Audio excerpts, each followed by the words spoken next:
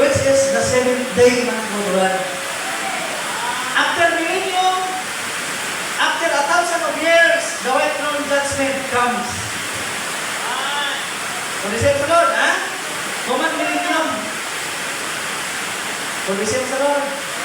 Tapos millennium, white throne judgment, ipahamukan ng paghuko, mga kababayan, kag ang mga libro abrihan.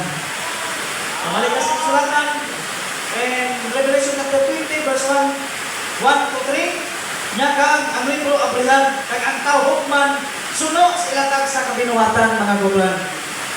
So, sila sa kumulag na, balasan ako. Main na ko, sila sa kumulag na, ha. Nagasay-say ni Sir Abraham sa ginatawag ko, but this class will never be with that class, that bride. That's the bride. Kaya sa silang paghuko, mga kauton, isiparat mo kaagay sa tandem, kakarnero. Amen.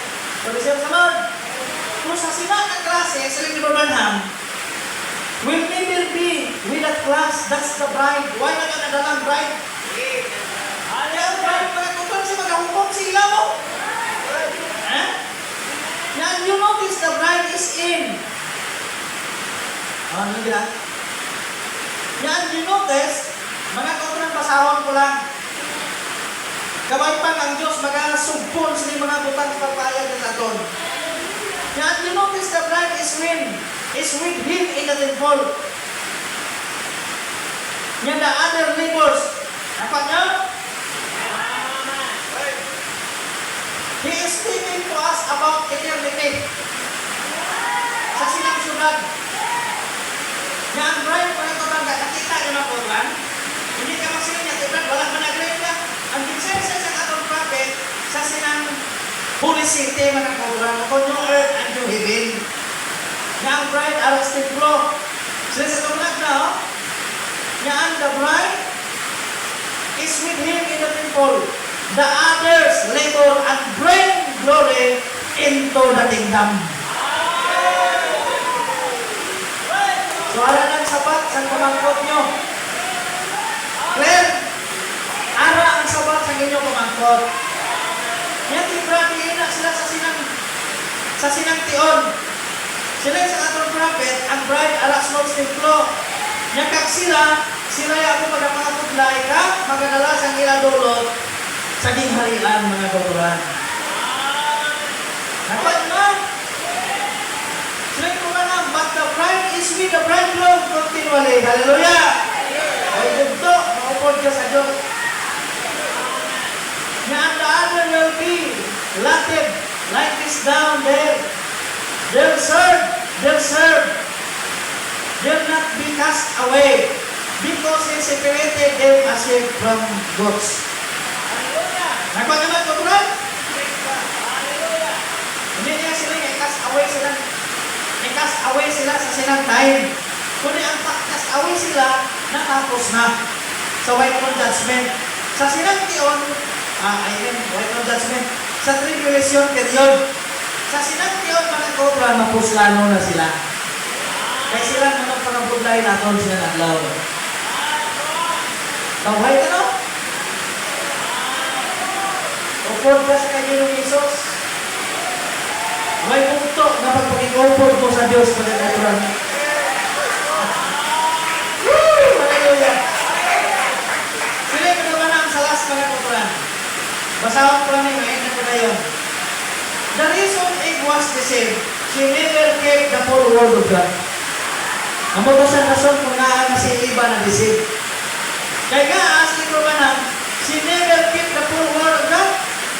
Niya Satan called it to her. But he never told her all the truth. Pero ako nyo may rason, madayaan ka. Kaya nga, kinsulgid niya ang kabukusan sining tulong. Ang rason, pinaliyaan si Iba, kaya waay kinsulgid siya kabukusan. Hallelujah. Dila ko kumati. Ang rason, pinalisip siya, why? Because waay sa nasobrahan sa kabukusan. Umutong nalayaan siya. Sino sa atong propeta? He never told here on the throne, neither does his denomination. Yeah, but stayed long enough to give part of the word and didn't take all the word, mga kuturan. Nagpadayon siya, nagsunod siya, parte lang, hindi kabubusan.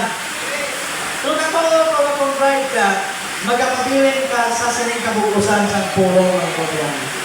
Ganang basta. I believe that we are satisfied sa gabi. Ha? Okay? May rason na madayaan ka? Na ginsugid sa Diyos ang kabubusan ng mga plano sa iyo. Kaya kung paay nasugid sa imo, ang kasulatan, mawayan kon.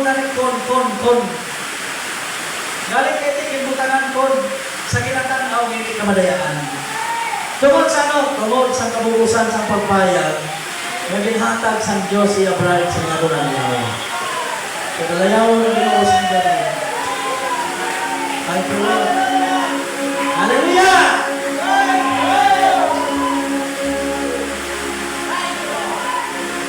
Waitas ang pulong na ato mamiglang siningang Pisiya. Luwas ng isa na pulong na amo ang pagpasalamat sa iya mga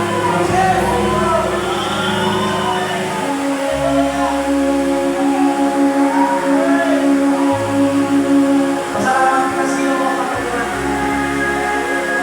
Hindi sa atong pagpanikamo, sa atong puso, wala sa iya na nagtawag sa inyong sa aton sa wala kapapasag ining langit katluta ng Lord. Dalayaw mo ng Diyos. Dalayaw mo siya sa